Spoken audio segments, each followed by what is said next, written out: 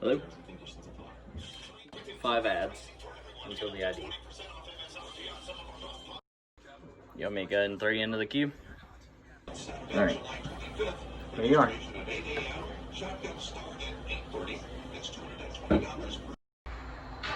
join the Mix 96 crew live on location. Hey, it's Matt. We are joining you live once again from your 2020 Jackson County. It is the really kind of the opening day, but the first official real day of shows in my event. Everything sponsored by the BCO Food today. $5 admission gets you in the door, and of course, we're really here to celebrate why we do the Junior Fair in the first place, and that's to support the young people. I want to say thanks to our sponsors for bringing you these reports all week long right here on the Mix 96 FM and 97 Country. The Bird will be hanging out with you each day from 2 to 4. Today for Thursday, and then from 3 until 5 on Friday. We'll be broadcasting the live show on Friday. Also, all the information are being live streamed on our social media Facebook page. So if you can't get down here or you want to check out what's going on there, you can always go to the social media Facebook page and see everything that's happening. I want to say thank you to our sponsors who are bringing you these reports all week long.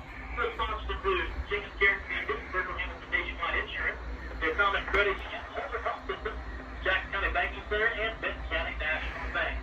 Again, they're just not ready to finish up with all of the Rabbit shows. They had the Rabbit show earlier today, Market Rabbit show, and they're finishing up the Breeding Rabbit show right now. Coming up, we're going to be hanging out with you again live. We're down here right behind the show arena. You can see on the overall maybe come on. And we'll be here live until 4 o'clock today on your home. All the best. Today's music, today's best mix, 90s, 2K, and today, Mix 96 FM. Southern Ohio's hit. Alright, you're all. Mix 96. Yep, bye. Alright, so this is the software that you saw me using in the video. This is called iMedia Touch by Win-Omt Softwares.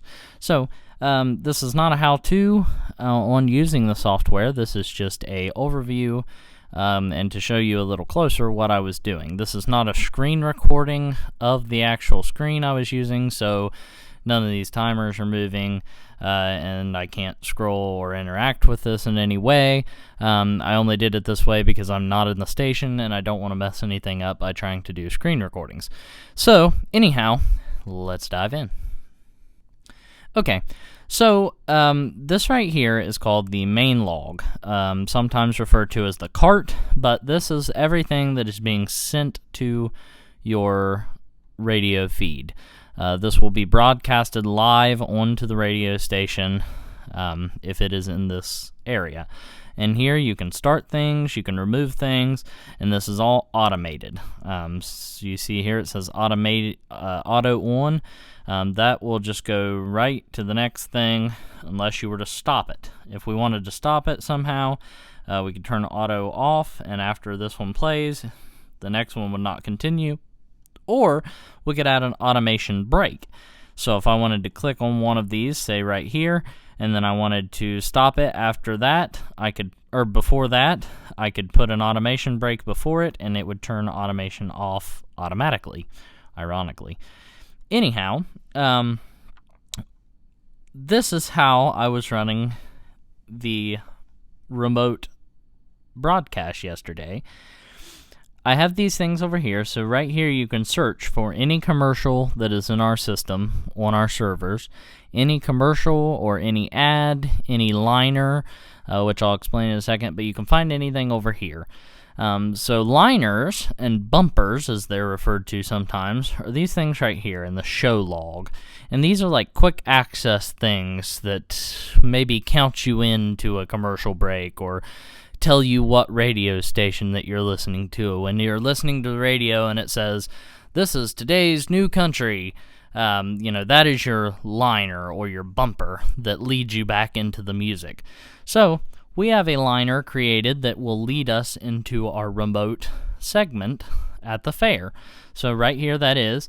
All we do is click that and drag it over here. Now again, I can't do that because this is not an interactive screen recording, but all we have to do is grab that, bring it right over here, and drop it in where we want it. And then after that, I added a automation break to turn off automation so that our crew member on site could speak live about the fair and give people on the radio updates. So we would drag our liner in, and then we would put in an automation break, and then he would be able to listen for that automation break, or listen for our liner, and then he would be able to speak after the liner while the automation is off. And then after he's done speaking, I come back over and I hit start, and while that's playing, I hit auto on, and then I can walk away again. This will start playing automatically until I get to the next portion where I need to add another one of these liners in and another break so that I can stop it again.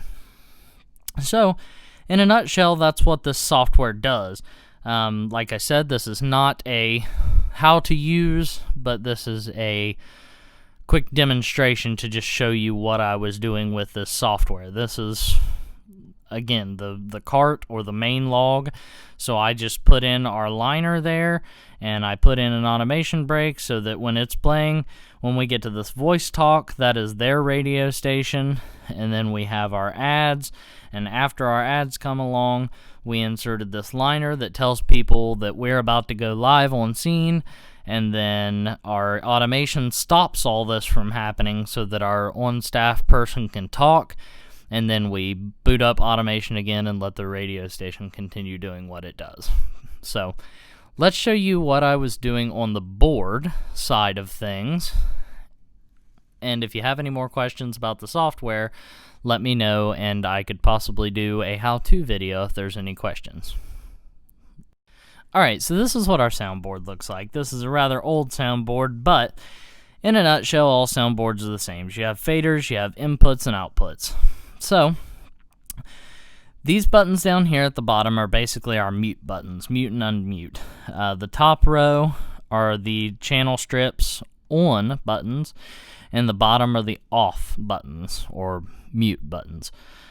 So we want to turn the top button on, which this one was, and then we're going to turn our channel up to broadcast on the air. We need to select which station. This board features two stations.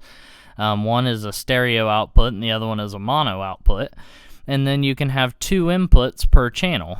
So we're using this one right here, and the bottom input has what's called a Gintner unit. The Gintner is a device that a lot of radio stations use to be able to do phone conferences on the radio. The Gintner allows the host to talk through their microphone and broadcast onto the radio, yet still being able to talk to the person on the phone and the person on the phone be able to hear them. So the person on the phone can hear the radio station through their phone, and the person on the radio can hear the person on the phone through the station. So that's basically in a nutshell how that works. So when I patch the phone call through the Gintner system, I'm putting our staff person that's on site into the queue, as what you heard me call it. Would you like me to throw you in the queue? So when I put him in the queue, you see that this fader is down lower than the other ones. It's physically lower. That is activating a little onboard speaker on the board that allows me to hear him but not put him on the air. So if I put this into queue, then I can hear him if he talks to me through the phone, through the Gintner system, but people online on the air cannot hear him if you're listening in your car. So when I turn this fader up, then you will be able to hear him online. So you see me in the video, I say, would you like me to put you in queue? And I do. And I show the board, and this is still down. But then whenever the liner plays, what I showed you in the software, our liner for the remote, and we hit the automation brake, you then see me take this fader and move it up, thus putting him on the air. Then I'm looking at these meters across this meter bridge. These are for this radio station. I'm watching them so that they are not jumping over here into this red line, and that these clip indicator lights are not lighting up, because that would be bad for the sound, and we don't want it to get distorted. So, in a nutshell, that's how our soundboard works, and that's how the software works. So, if there's any more questions about either of these things, or board operating in general, and why we have board operators, then you can comment below and let me know what your questions are. If you would like to see a tour of the radio station, I could work on that, or a more in-depth how-to on how to use the board or the software, or even a video about radio station technologies, if there is interest in a topic of that sorts. So, again, if you like the video, please give it a like and comment.